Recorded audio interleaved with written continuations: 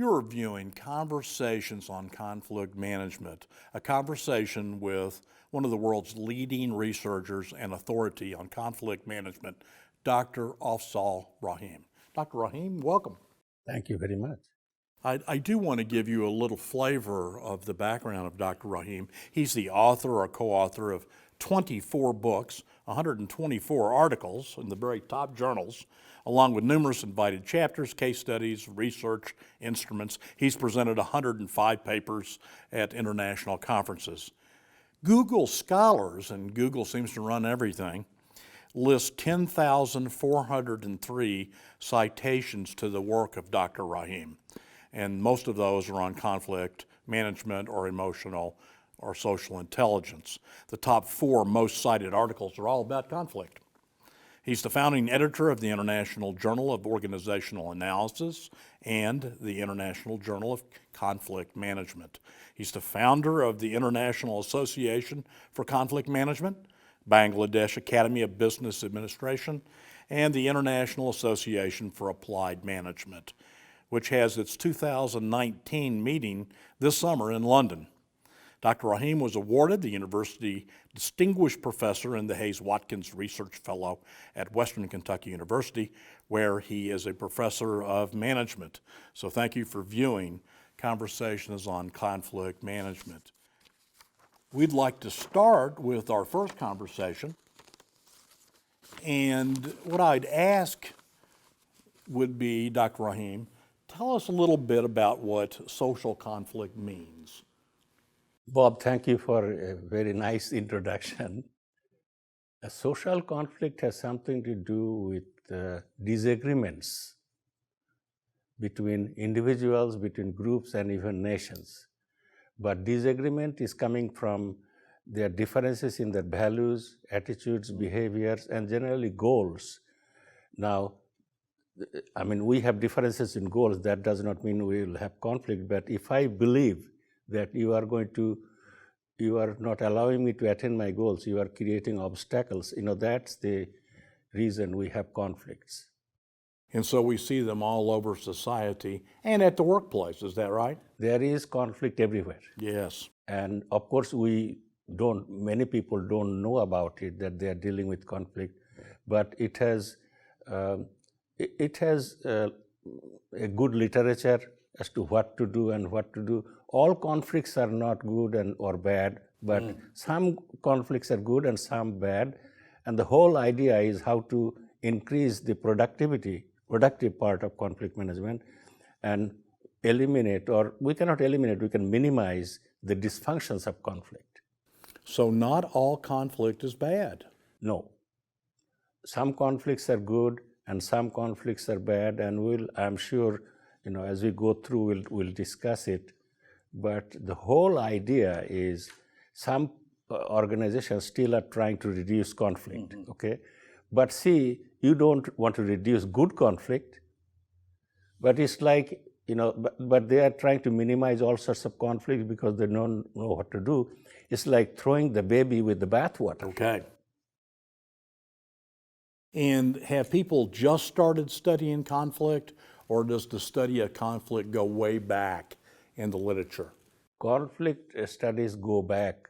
Social conflict was studied long ago, even by, philosophers like Aristotle and Plato, and because they had conflict, too much conflict, and I can review the whole history here, but no, it was way, in the medieval ages. I mean, conflict was there from the beginning, by the way, because that came from, the study on, the survival of the fittest concept came, survival Darwin. Yes, so it was there, but I think you were asking question, when was it organized, when people start writing, and that for organizational area, 60s. So the 1960s. Yeah, that's where, they thought that we were neglecting conflict, but conflict is always there in organization. But the culture was that conflict, we don't talk about it. Our organization has no conflict and we don't want to talk about it, but it was there. But during 60s and 70s, people realized that this is something that has to be studied, and we should do what is called conflict management. So one of the early writers, perhaps, in conflict was Fred Taylor. Yes. So what did he have to say? The founder of scientific management. What did he have to say about The conflict? classical school, actually, Frederick Taylor realized that there could be conflict between management and workers, but he said that these two groups should have good relationships. But he didn't go beyond that. He never said how to manage conflict. And during the period, Frederick Taylor was working in the US, there were a lot of strikes against scientific management. So Taylor did not give us the mechanism for conflict management. And he did not think that conflict was a good thing. He said, minimize it and maintain good relationship. But how is it going to happen when you are managing a large organization?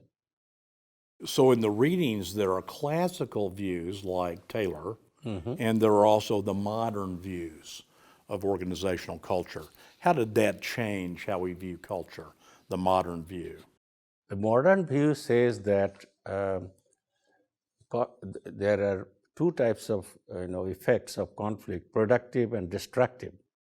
And productive conflict, for example, if you know that you have to defend your doctoral dissertation, you better come prepared. Okay? And so, there is conflict, but conflict will help you to have a better dissertation, better preparation. And sometimes people, they are going for a debate or a discussion, you better come prepared, you better be articulate. So that's the good part. But the bad part is it causes stress, it causes job burnout, and two people are not talking to each other, marriages break out, and marriages break, and there are some dysfunctions of conflict.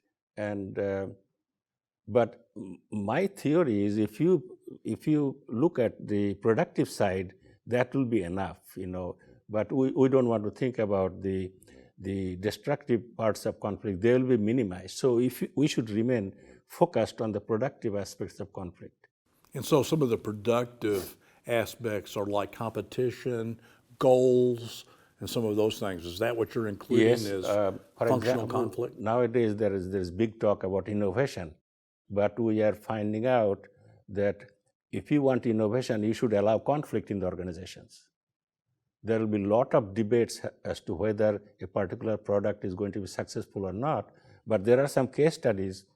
They did not allow that. They said, just you are in charge, this is your project, and you prepare this, you complete this project and prepare the product, and we will sell and we will be making money. But it didn't work out that way, because there were some questions, by the way. The technicians and other people had questions, but the top management did not pay attention to those. They did not allow conflict, and it led to failures. But if you are talking about innovation, we need to generate creativity, and conflict and creativity, they are correlated. There will be absolutely conflict, but we should remain focused on certain types of conflicts, which I guess you will ask me.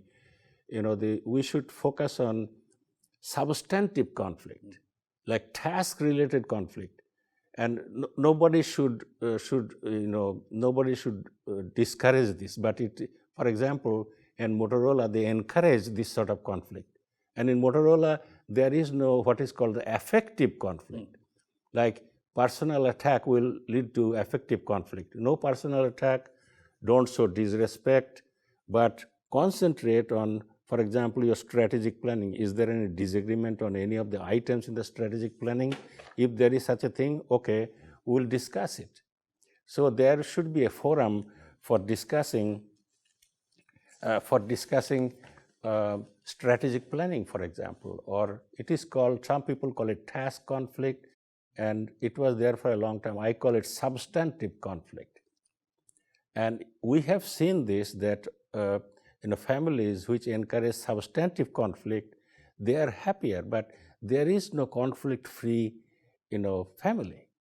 There are some sociology, they are saying that you should have some productive conflict so that your, family remains intact.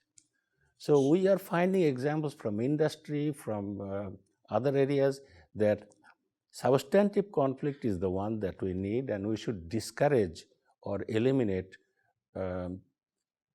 affective conflict, emotional conflict.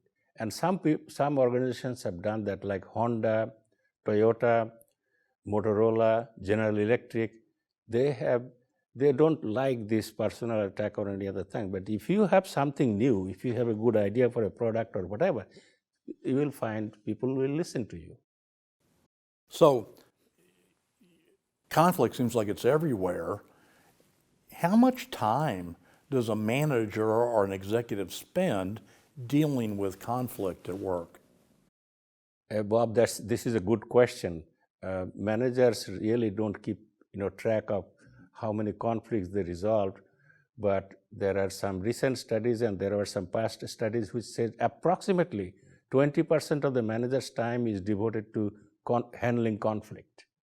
So 1/5 of their time, so one day a week if it added up like that. Yes.